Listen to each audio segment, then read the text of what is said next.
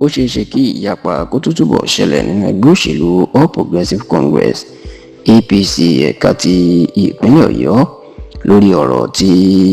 mínísítà ọ̀rọ̀ náà tó ṣẹ̀ṣẹ̀ kọ̀wé fipò sílẹ̀ tó fẹ́ díje du ipò gómìnà ìpínlẹ̀ Ọ̀yọ́ lọ́dún tó ń bọ̀,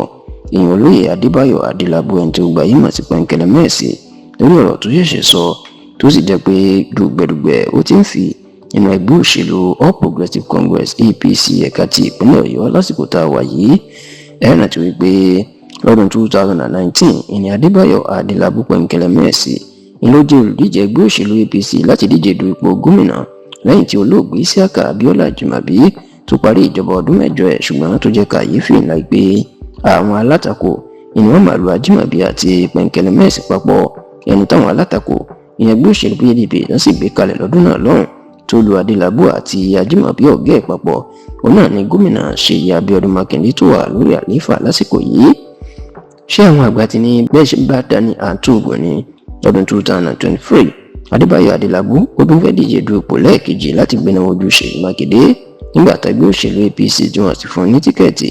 ènìyàn kúrò nínú ẹgbẹ́ ọ̀hún tó gba ẹgbẹ́ òṣèlú Accord Party lọ.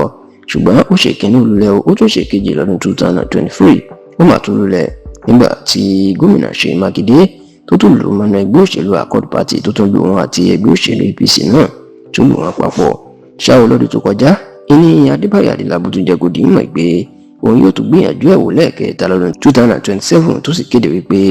òun gan ló kàn láti di gómìnà ìpínlẹ̀ Ọ̀yọ́ lọ́dún 2027. eléyìí ló jẹ́ kó kọ̀wé fipò sílẹ̀ kúrò nínú ìjọba ààrẹ Bọ́lá Ahmed Tinubu gẹ́gẹ́ bí mínísítà ọ̀rọ̀ náà láti lè lọ kojú mọ́ bí òṣèré tíkẹ́ẹ̀tì gómìnà ẹgbẹ́ òṣèlú APC ìpínlẹ̀ Ọ̀yọ́ gbà.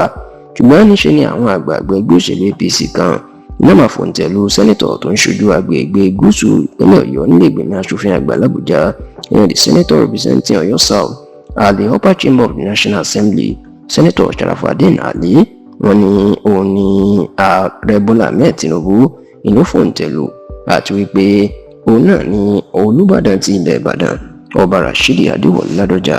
àrùsà àkọ́kọ́. òun náà ló fòǹtẹ̀ lu pé kó gba tíkẹ́ẹ̀tì gómìnà ẹgbẹ́ òṣèlú APC. bó ṣe jẹ́ pé Adébáyọ̀ Adélábù ti yarí tó lóun ò gba ilé yìí o, ṣùgbọ́n níṣe ni ó tún ṣẹ̀ṣẹ̀ sọ̀rọ̀ tuntun lásìkò tó ń ṣèpàdé pẹ̀lú gbogbo àwọn olóyè ẹgbẹ́ òṣèlú APC ní gbogbo wọ́ọ̀dù àti ìjọba ìbílẹ̀ ìpínlẹ̀ Ọ̀yọ́. níbẹ̀ ló sì ti jẹ́ kó di mọ̀ pé nínú ẹgbẹ́ òṣèlú APC ó ní òpó 5 ni ó di ẹgbẹ́ náà mú. ó ní ohun àkọ́kọ́, ó ní ẹ̀kejì ní àwọn ọmọlẹ́yìn olóògbé Lam Adésínà, ó ní àwọn kẹta, ó ní àwọn ọmọlẹ́yìn olóògbé Adébáyọ̀ Aláò Àkàlà, ó ní àwọn kẹrin, ó ní àwọn ọmọlẹ́yìn olóògbé Isiaka Abiola Ajimabi, bẹ́ẹ̀ ló ní àwọn karùn-ún ní sẹ́nitọ̀ àwọn ọmọlẹ́yìn sẹ́nitọ̀ Teslim Fọlárìn. ó ní gbogbo àwọn márùn-ún táwọn dárúkọ yìí nígbà táwọn àgbẹ̀gbẹ́ tí wọ́n láwọn fòǹtẹ̀ lu sẹ́nitọ̀ Sharafadeen Ali ó ní wọn sí níbẹ̀. ó ní ilé ìtumọ̀ sí wípé àwọn tó fòǹtẹ̀ lu Sharafadeen Ali kì í ṣiṣẹ́ ẹgbẹ́ náà jẹ́ o, kì í ṣe ara wọn ni, tó ì jẹ́ pé ọ̀rọ̀ tó yẹ sọ yìí ló ti ń dá wàhálà sílẹ̀ ní ẹgbẹ́ òṣèlú APC ìpínlẹ̀ Ọ̀yọ́.